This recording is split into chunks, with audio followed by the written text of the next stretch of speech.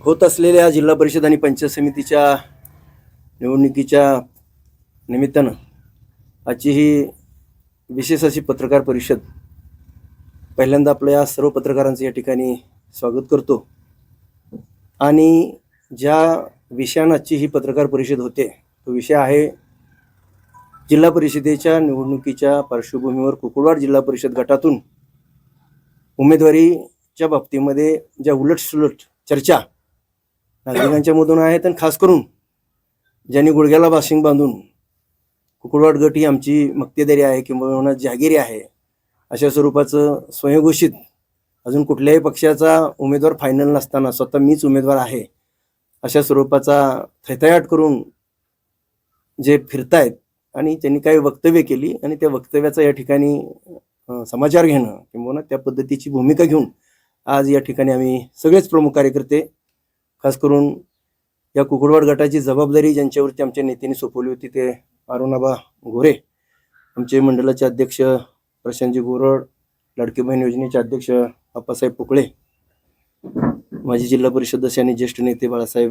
Mane, market कमिटीचे chairman Brahmadev पुकळे, doctor Anandrao Kharat, आमचे सरपंच जेडगे, आमचे मोहन शेठ कदम सेनुडे सरपंच सचिन होनमाने, या ठिकाणी सगळेच या ठिकाणी आमच्या धनगर समाजातील, लोणारी समाजातील, मराठा समाजातील आणि इतर रामोशी जे काय आहेत ते सर्व जाती धर्मातील सर्वच प्रमुख आमच्या या गटातील मंडळी या ठिकाणी उपस्थित आहेत. मला मुद्दाम म्हणून या ठिकाणी आज या वक्तव्याचा पहिल्यांदा निषेध करायचा आहे की पाठीमागं काही दिवसापूर्वी जे स्वयंघोषित उमेदवार म्हणून फिरतायत अनिल देसाई यांनी एक आव्हान दिलं होतं की गोरे यांनीच उमेदवारी करावी आणि खास करून या राज्याचे जे मंत्री आहेत जयकुमार गोरे यांनी आपल्या पदाचा राजीनामा द्यावा आणि पाहिजे तर त्यांनी उमेदवारी करावी. मला या ठिकाणी त्यांना सांगायचं आहे की तुम्ही आव्हान कुणाला देताय? अशी आव्हानं पेलणं आणि त्या आव्हानाला धूळ चारणं हा ज्यांची आवड आहे, पॅशन आहे, अनेकांनी त्यांना आव्हानं दिली आणि त्यांची आव्हानं तितक्याच ताकदीनं परतवून आपली विजयी पताका सगळ्या महाराष्ट्रामध्ये फडकवतायत. अशा नेतृत्वाला आणि ज्या नेत्यानं या मान तालुक्याचा स्वाभिमान सन्मान वाढवला त्यांना आव्हान दिलं आणि कुठेतरी चुकीचा प्रचार की तिथं धनगर समाजाला डावललं जातंय, लोणारी समाजाला डावलतं. एकीकडे तुम्ही सांगताय की गोरेने मैदानात यावं आणि एकीकडे पुन्हा कशासाठी तुम्ही अशा स्वरूपाचं पळपुटेपणाचं धोरण घेताय? कुठेतरी काडी लावण्याचं काम, धनगर समाजाला डावललं, लोणारी समाजाला डावललं, मराठा समाजाला डावललं, असं न होता या ठिकाणी आज काल भाऊ आले होते याच ठिकाणी काल आम्ही बसलो आणि आम्ही सगळे प्रमुख मंडळी या गटातील होतो. आम्ही भाऊंना विनंती केली की भाऊ यांना आपल्याला आव्हान दिलेलं आहे की गोरेंनीच यावं, तर आमची मागणी आहे, नाहीतरी या गटाची पालकत्व किंवा या गटाची जबाबदारी, या गटामध्ये विकास कामं असतील, जी जबाबदारी आम्हा सर्व कार्यकर्त्यांच्या पाठीमागं अरुणाबाच्या रूपानं जी ताकद उभी होती, आम्ही भाऊंना मागणी केली की भाऊ आव्हानच दिले तर आता या गटातून गोरेच लढणार आणि ते गोरे दुसरे तिसरे कोणी नसून अरुण आबा गोरे हेच असतील, हे ठामपणे आम्ही सर्व कार्यकर्त्यांनी भाऊंना त्या ठिकाणी मागणी केली. भाऊंनी त्या ठिकाणी आग्रह धरला होता, मी असेल अनेक एक दोघांच्या बाबतीमध्ये आग्रह होता आणि कार्यकर्त्यांना वाटत होतं की उमेदवार इथलाच असेल, परंतु जर आव्हानच दिले तर ते आव्हान आम्ही स्वीकारलेलं आहे. आम्ही सर्वच प्रमुख कार्यकर्त्यांनी प्रत्येक गावोगावच्या सगळ्या सरपंच असतील, प्रमुख आमचे कार्यकर्ते असतील, त्यांनी भाऊंना आग्रह धरला आणि भाऊनी एकदा स्वीकारलं. चला ठीक आहे, एकदा म्हणतोय ना तर बघूच. आणि या ठिकाणी आम्ही स्वतःहून आम्ही सगळे या ठिकाणी साक्षीदार आहोत. काल भाऊंना आम्ही मागणी केली, भाऊंनी काल ती स्वीकारली नाही. आज आम्ही सकाळी पुन्हा भाऊंच्या निवासस्थानी त्या ठिकाणी गेलो आणि पुन्हा एकदा भाऊंना सांगितलं की नाही भाऊ, एकदा बघायचंच आहे, एकदा आव्हान दिले तर ते आव्हान आपण स्वीकारले आणि अरुणाबाच्या रूपानं या ठिकाणी आव्हान आम्ही मागणी केली आणि भाऊनी ती स्वीकारली. मी आपणा सर्व पत्रकारांच्या साक्षीनं आणि यातल्या आमच्या सगळ्या प्रमुख कार्यकर्त्यांच्या साक्षीनं या ठिकाणी आपण सांगू इच्छितो की या गटातून जिल्हा परिषदेसाठी अरुण आबा गोरे हे भारतीय जनता पार्टीचे अधिकृत उमेदवार आहेत. उमेदवारीच्या बाबतीमध्ये आता कोण शिवाजीराव शिंदेला कोण फोन करतोय, कोण कुणाला फोन करतोय, कोणतरी चुकीच्या बातम्या उमेदवाराने आमच्याकडे खंत बोलून दाखवली, आम्हाला डावललं जाते. कुठल्याही उमेदवारानं कुणीही खंत बोलून दाखवलेली नाही. या ठिकाणी अरुण आबा गोरे हे उमेदवार असणे म्हणजेच आम्ही आहोत. या भागातल्या कुठल्याही कार्यकर्त्यानं ज्या ज्या कामाची मागणी केली, कुठल्याही विकास कामाच्या बाबतीमध्ये कुठेही आमचा नेता कमी पडणार नाही, आमची पार्टी कमी पडणार नाही. आणि त्यामुळे उमेदवार कोण आहे त्यापेक्षा जिल्हा परिषद कुकुडवाड गट हा आता एक हाती आम्हाला जिंकायचा आहे. आणि जे आव्हान ज्यांनी केले त्या आव्हानाला त्याच भाषेत उत्तर देण्यासाठी सक्षमपणे अरुण आबा हे उमेदवार नसून आम्ही सर्व उमेदवार आहेत अशा स्वरूपाचे आम्ही, अरुण आबा हे निमित्त मात्र आहेत, परंतु आम्ही त्या ताकदीनं हा गट जिंकून आणू अशा स्वरूपाचा आज आपणाला सांगू इच्छितो. धन्यवाद. आज आमच्या नेत्यांनी सांगितल्याप्रमाणे या गटातील एका नेत्याने आमचे नेते या महाराष्ट्र राज्याचे ग्रामविकास मंत्री आदरणीय जयकुमार गोरे भाऊ यांना आव्हान केलं आणि त्यांना राजीनामा देऊन या ठिकाणी लढण्यासाठी आव्हान केलं. परंतु मला त्यांना आठवण करून द्यायची आहे की कोणाला आव्हान देत आहे, आपली उंची किती, आणि मुळात त्यांनी तुमचं डिपॉझिट जप्त केलंय. 2014 साली आपलं डिपॉझिट जप्त झालं त्यांच्यासमोर. तुम्ही कोणाला आव्हान देता? आणि आज ते फार मोठे नेते आहेत. ते त्यांनी आव्हान केल्याप्रमाणे आम्ही आताच आमच्या नेत्यांनी सांगितलं की आमच्या गटामध्ये इच्छुक उमेदवार होते किंवा भाऊंचाही काही आग्रह होता, परंतु त्या ठिकाणी जे आव्हान त्यांनी केलं त्याला उत्तर देण्यासाठी काल आमची या ठिकाणी बैठक झाली आणि आज पुन्हा एकदा आम्ही त्या ठिकाणी भाऊंकडे गेलो.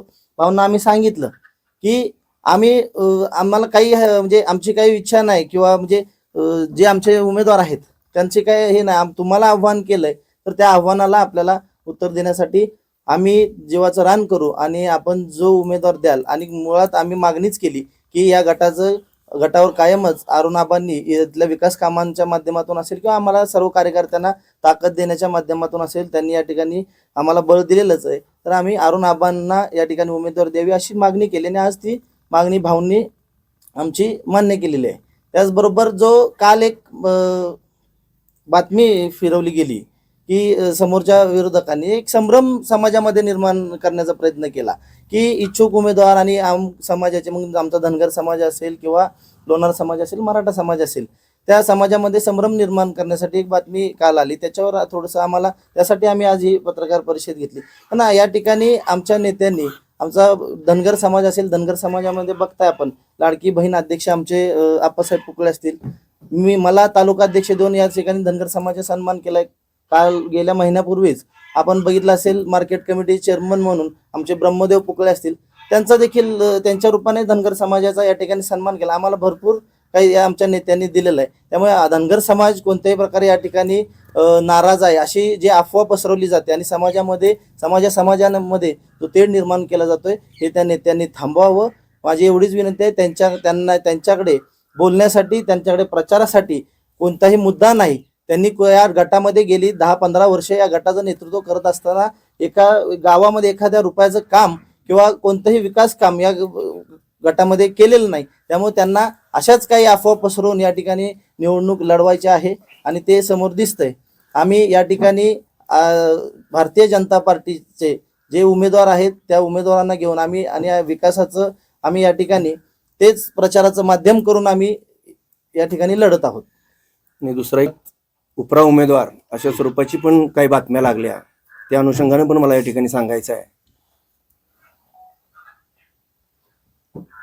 जे दुसऱ्याला उपरा म्हणतायत ते मुळातच या गटामध्ये उपरे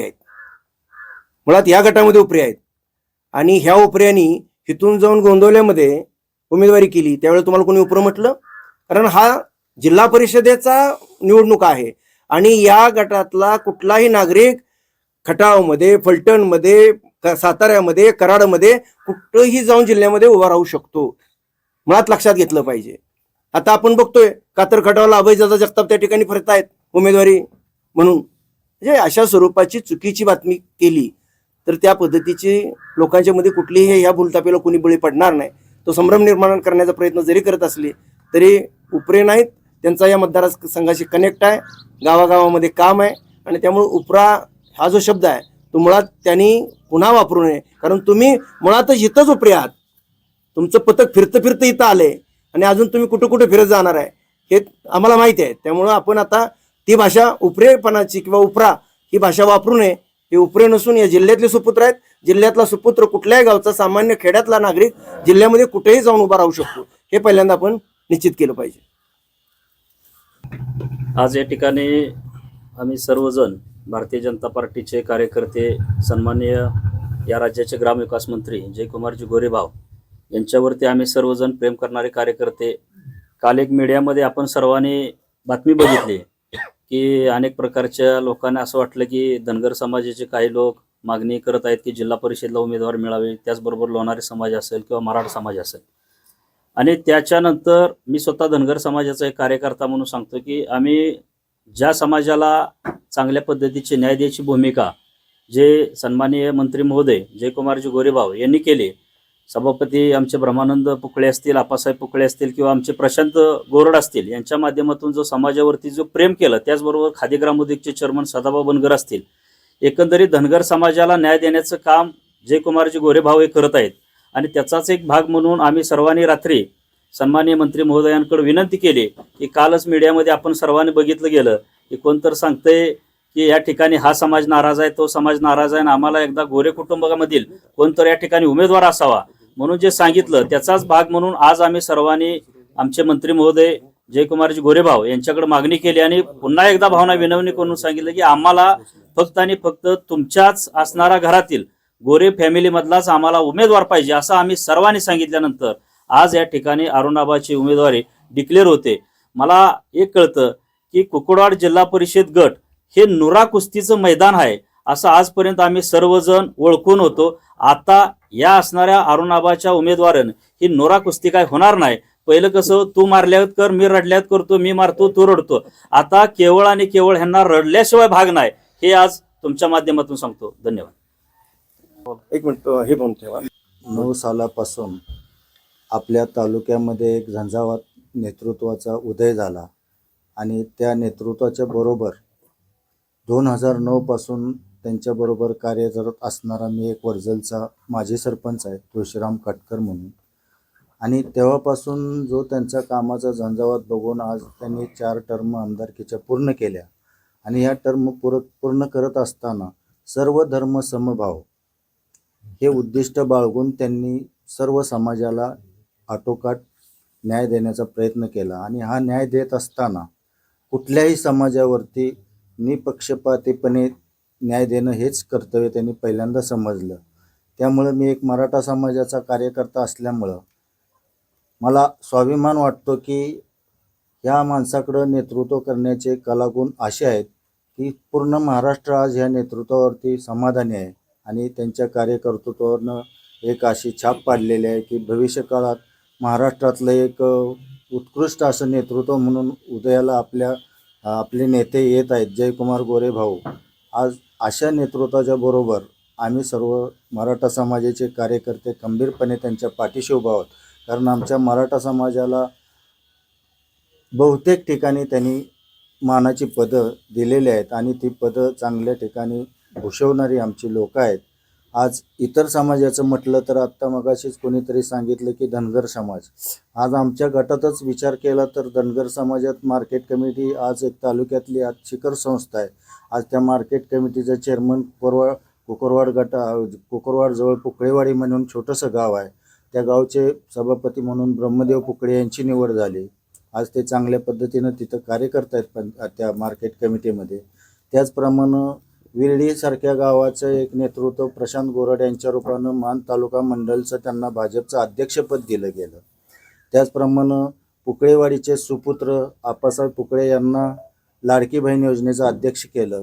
अशा सर्व समाजाला न्याय द्यायचं काम माननीय जयकुमार गोरेभाऊंच्या माध्यमातून केलं जातं आणि अशा प्रकारचं नेतृत्व पुढे येणं. पण दुर्दैवाची गोष्ट अशी की कालच कोणीतरी एक वेगळी अफवा पसरवली की या कुकुरवाड गटाचा उमेदवार फक्त मीच आहे.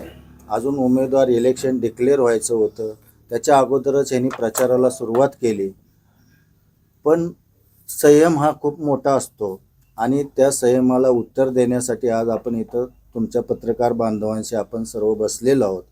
तर त्यांनी ती अफवा अशी पसरवली की या गटातला उमेदवार ह्या समाजाचा असावा, त्या समाजाचा असावा. त्याच्या अगोदर त्यांनी काय प्रचार केला की माझ्याबरोबर लढायचं असेल तर स्वतः नामदार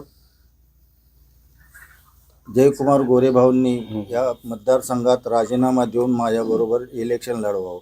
अरे आपण बोलतोय काय, आपली पात्रता किती, आपण कुठल्या लेवलचं, आपला दर्जा किती. आपण एक वेळ निवडणूक लढवून बघितली, त्यावेळेला साधं डिपॉझिट जे भरलेलं असतं ते परत मिळवण्याची सुद्धा आपली कॅपॅसिटी नसताना आज आपण अशा उंचीच्या नेत्याचं माप काढणं म्हणजे दुर्दैवाची गोष्ट आहे.